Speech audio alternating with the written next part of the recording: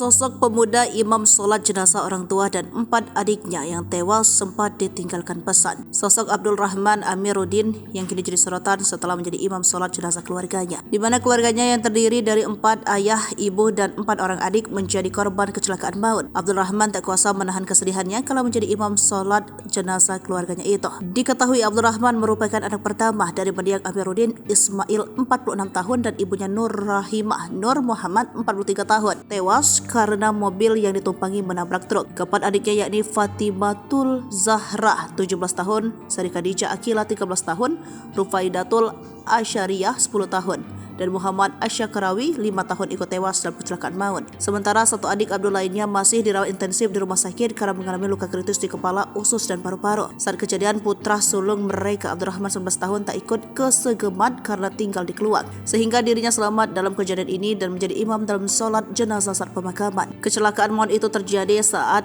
sang ayah bersama adik-beradik lain dalam perjalanan menghantar ibunya yang mengajar di sekolah agama Kemenak dekat Segamat. Adapun video yang merekam detik-detik saat Abdul Rahman Amiruddin menjadi imam sholat jenazah viral di media sosial. Dalam video singkat berdurasi 38 detik yang viral, terlihat Abdul memakai gamis biru dan peci putih. Di depan Abdul berjajar jenazah ibu, ayah, dan keempat adiknya. Setelah selesai sholat jenazah, Abdul langsung tumbang. Remaja tersebut merasakan kesedihan yang mendalam ditinggal seluruh anggota keluarganya. Pelayat yang datang terlihat berusaha menenangkan remaja itu.